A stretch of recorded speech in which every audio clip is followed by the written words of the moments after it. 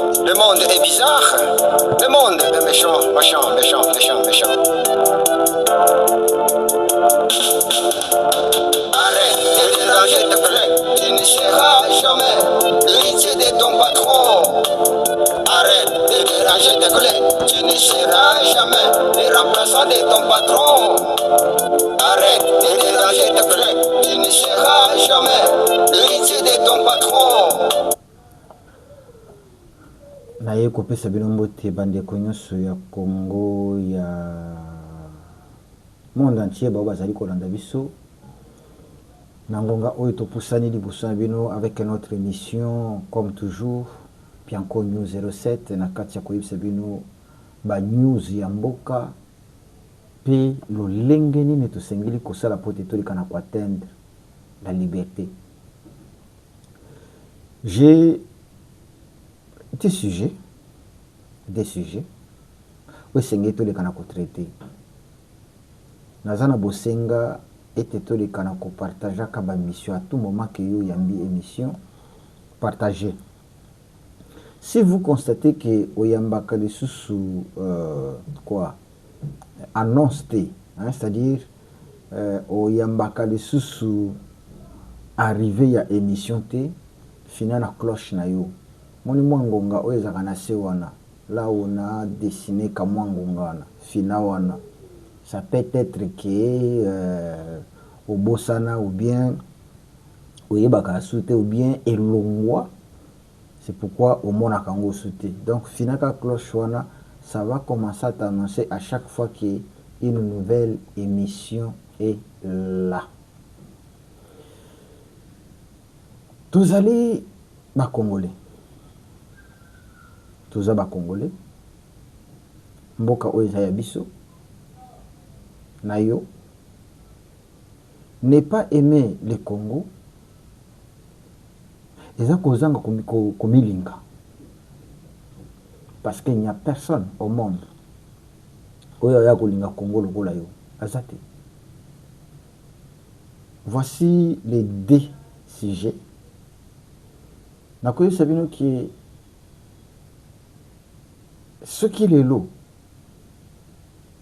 boyoki appelle au dialogue ezana bato ba jouer rôle yassé. Et je vous dis, retenez cette date. Retenez l'émission. Vous verrez que Tata Nabiso Cardinal Ambongo akobanda koloba sundenga bada oloba liboso te. Je vais vous dire pourquoi. Denga zalaki il suffit Félix Abi Makaka Boy. Il ce qui a l'équipe abîmé, il n'y a pas lobby. Il suffit moi, action moko ça ma côté boui. Il est temps qu'on à lobby. Il ne le fera plus. Je vais vous dire pourquoi. Il y a mi balé. Vous allez comprendre que depuis Kagame, aloba qui était ceux qui bobomi M23 bobomi Rwanda. Oui, quel est cet opposant abîmé à lobby? Opposant congolais. Je parle des opposants congolais. Bon, on va les accaber sujet. Tobandi na sujet liboso. Sujet liboso na quoi Sabino Boui. Il y a trois personnes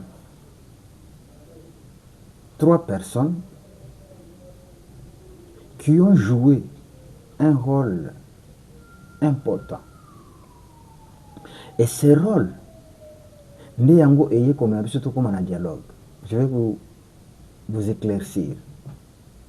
Première personne, retenez que avant que Ndaïchimi abengi saba ndekwa C64 na Burundi, Ndaïchimi a fait 2 jours ici à Kinshasa.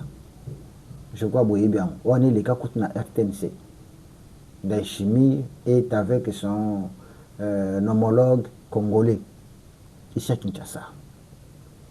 C'est à son retour que Ndaïchimi a appelé les C64 bakekuta na ye na Burundi wana boyebi yango. Pendant que bango bazokende kuna, vous allez vous rappeler que Félix Tshisekedi a traversé qui na ngambo akendaki et pas Sassou. Bolanda ndenge politique ezali, parce que politique ce n'est pas ce que vous voyez là, ce n'est pas ce que vous attendez. Bakutanaki na Sassou Félix Tshisekedi basololi. Il y a une troisième personne oyo atikali kobima na caméra mon côté. Et cette troisième personne, il s'appelle Alpha Condé, l'ancien président. Il y a Guinée. C'est un Guinéen. Alpha Condé, c'est un ancien président. Alpha Condé était même ici à Kinshasa. C'est moi Bianco qui vous annonce ça. Et je vous explique. Lorsque Félix est allé à Brazzaville, à Zongi, Bomonaki cardinal Ambongo, na Chole, ce que vous avez d'information, Bango peut bakendaki na Brazzaville. Bazwa ki kutu parole après avoir kokutana na président Sassou Nguesso. Pona koloba kenoto yaki, pona kosola makambo mboka tout consort. Donc c'était Ambongo et Chole. Donc bakomaki na Brazzaville après que Félix était là. Vous comprenez? Ndaishimi à Kinshasa, il a fait 2 jours, il rentre à Bengisi ba opposant bakena Burundi.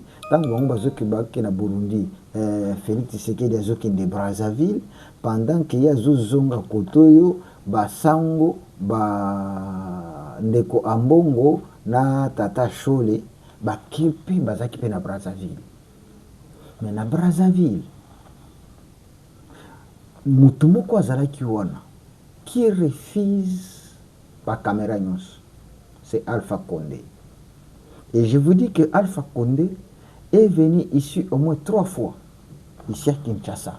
Et ce que je dois vous dire est que les jours, les vendredis, Oyo Ambongo, Bachole, Nabanani, Bakenda qui n'est pas Félix Tshisekedi, Alpha Condé était là. L'ancien président Alpha Condé était là. Ici à Kinshasa. Qu'est-ce que ces gens babongisi? Alpha Condé nde mutu afandisi Ambongo ayebisi abi yo za mupe yo zomona kaka peuple au peuple, tu ne sais pas ce qui se passe. Ayebisi Ambongo alobi papa pays na bino ezaki na libulu. Ce monsieur que vous voyez, Félix Tshisekedi, c'est la personne qui fait que les lots Congo na bino na to mona ngolo susu lokola mboka batandeli Ambongo carte nyonso tala ndenge mabongisi ezalaki tala la personne que vous appelez Joseph Kabila là, c'est votre ennemi numéro 1 de ce pays. Batandeli bango bafongoleli bango livre na plan.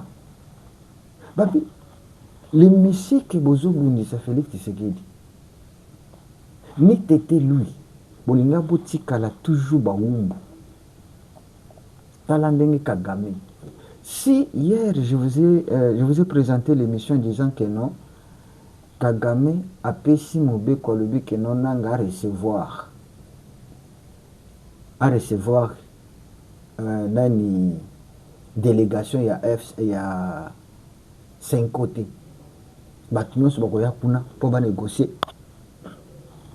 Boya babangote. C'est parce que Kagame a compris que Sassou a tourné les dos.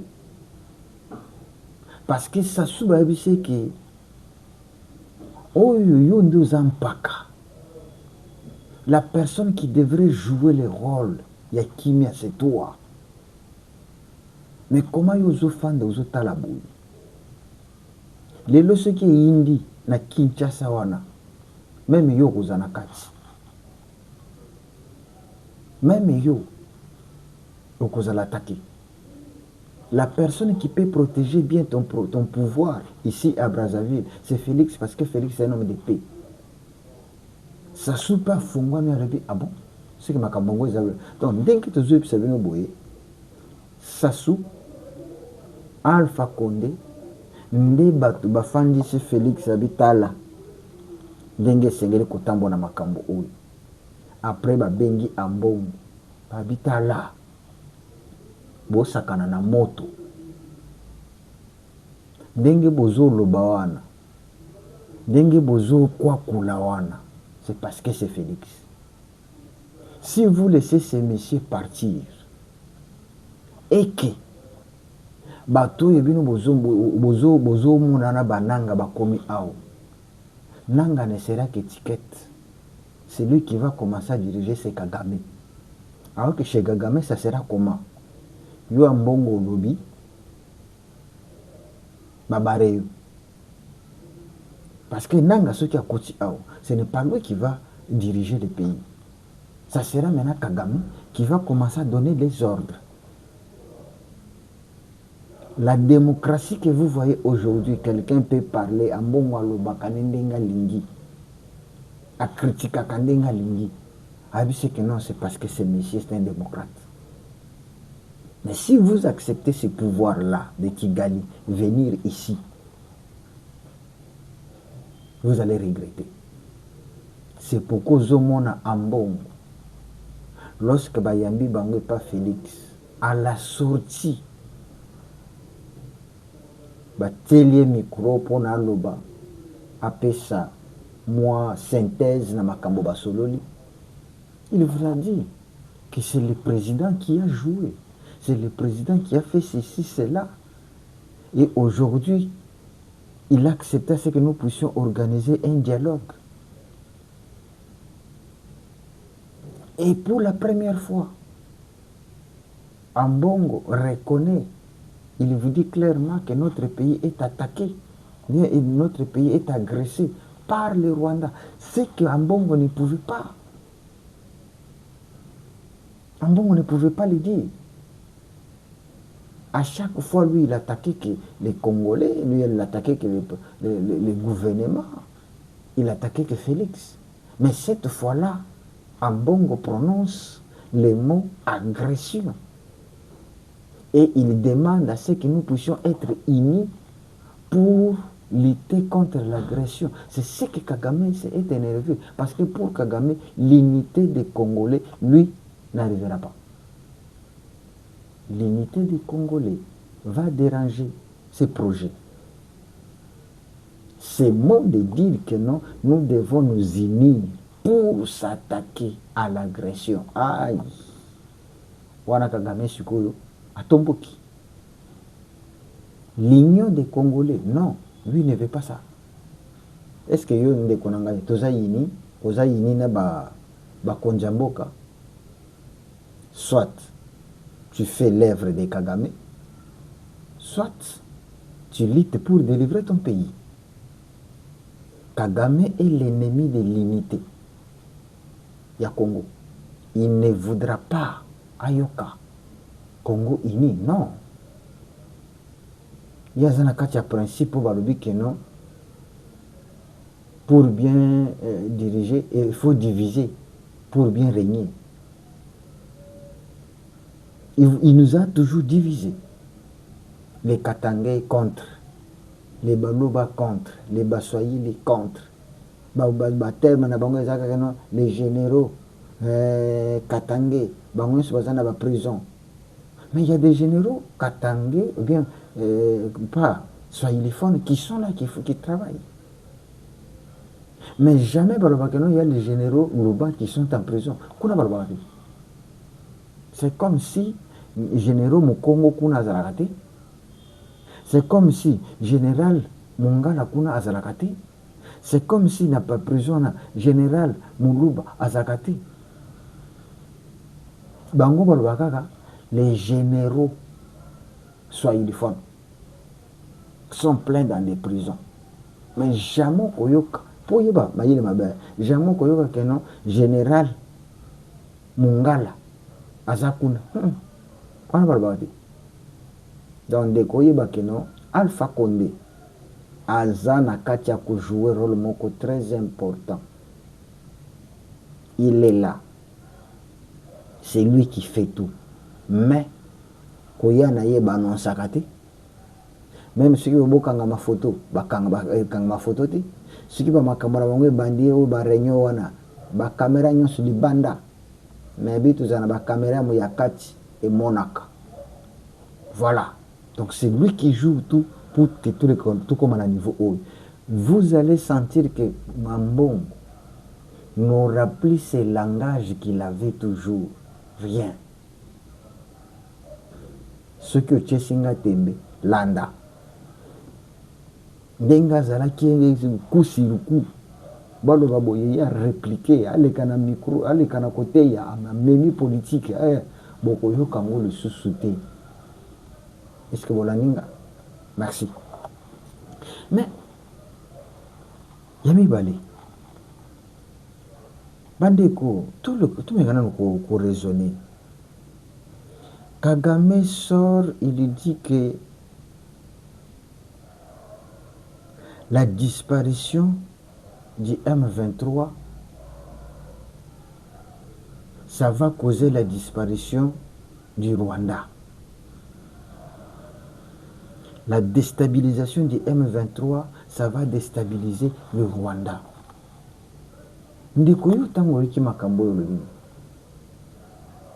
Et après ça, tu équipes Nanga, parce que il y a Zamutu Oyo Badirijaka. Nanga vous a dit que non, Makambo ya koyokana ezate. Makambo ko négocier ezate, dialogue ezate. Et Nanga vous a dit que Kabila a été toujours notre chef. Voire même Nazo Senga ya kofanda na kiti oyo. Je crois bolanda ki biloko nyonso wana ya Nanga. Ngana lanja mobimba. Mais na kati wana natikali koyoka Francine Muyumba tele mataloba. Un discours ya Kagame ya koloba que il va continuer la guerre en RDC. Discours ne ya koloba que non déstabiliser le M23 ou bien lié à M23 et lié à Rwanda. Boye bisanga opposant moko oyo ya telemi à répondre. Ata moko Nanga alobi makambo ndenge moko na Kagame. Francine Muyumba zawa. Donc même Francine Muyumba aussi est pour que ce qui est M23 est déstabilisé, tout qu'il y a un dialogue, M23 est Koufi, donc Rwanda est Koufi. Donc on a besoin de Koufate, sinon Rwanda est Koufa. C'est ce que nous pouvons conclure. Martin Fayou, est-ce que le discours il y a Rwanda ou il y a Kagame ou il y a awa bofandi kimia, c'est que binonyo se peut boza na même parole que Kagame et Nanga.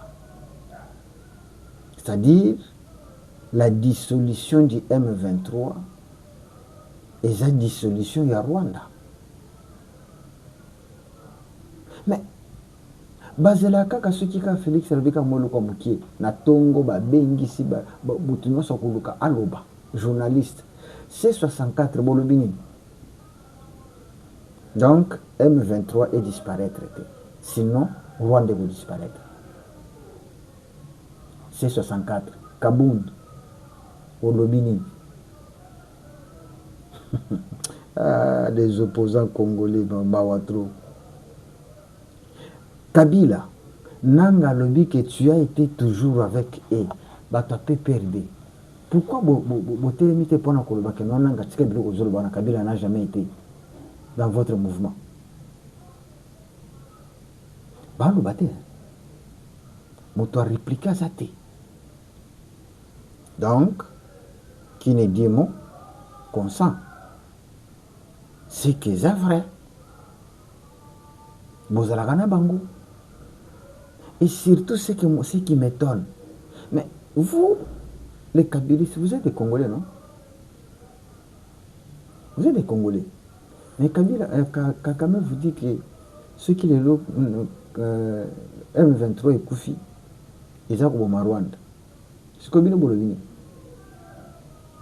des questions dans la zotuna, ba opposant.